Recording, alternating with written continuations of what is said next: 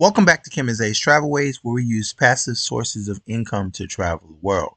So if you love to travel and you're looking for great ways to pay for that travel, make sure that you lock this channel in and share it with a friend. So today I want to talk about the Yieldmax single stock tickers and all of the new Yieldmax funds that are coming out that have multiple stocks inside of them. Some of them are even hybrids that are purchasing shares of the actual stock. So my question is, with all of the Yieldmax funds that are out, especially the good ones, if you look at the new ETFs that are coming out, is it even necessary to buy the single stock tickers anymore?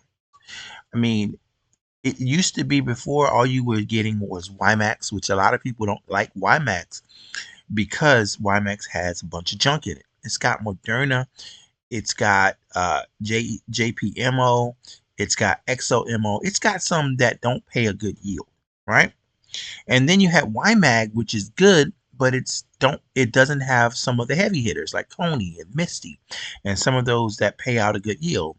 Not even Palantir, the PLET. I forgot what the name of it is, but anyway, with some of these newer ETFs that they're bringing out, like the FEET and the 5E, those guys are actually, not only do they have Msty in them or some of the other ones in them, Coney in it, but it also is purchasing shares of the actual stocks in some of them.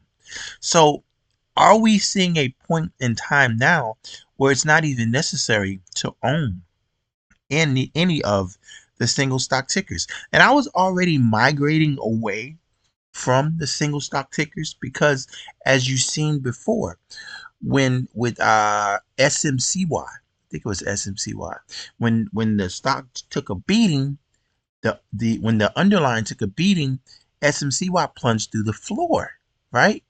So when you know for a fact, I'm sure we can all admit this, at some point the Misty run is going to end, right?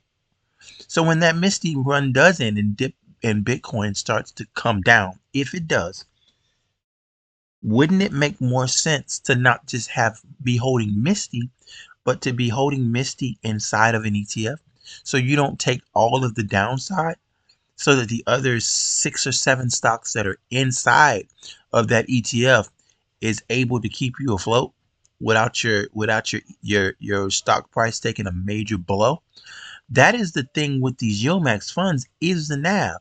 Sometimes it takes such a hit and it takes a very long time for it to recover. Now we've seen some of these stocks. Tsly is one of them that ended up doing a reverse split because of how it's set up. That's another one that you can actually get inside of an ETF that has a couple. Like, I'm never gonna buy Tsly again, but Tsly is inside of some of these other ones, and I'm cool with it because I don't have to take the downside risk of just the Tsly. So I think I think for sure we're probably still gonna hold Misty for a while. I'm probably still going to hold Phoebe and Netflix for a while, Netflix. But any of the other ones, does it even make sense? Does it make any kind of sense to hold Tesla anymore when you can get exposure to Tesla in one of these other ETFs? And some of these things are even paying weekly. And even if they are not paying weekly, the single stocks only pay once a month anyway. So you're still getting a good bang for your buck without having to take all of the risk. But that's just my thought process on this. Let me know how you feel about this. I'll talk to you guys next time. I'm out. Peace.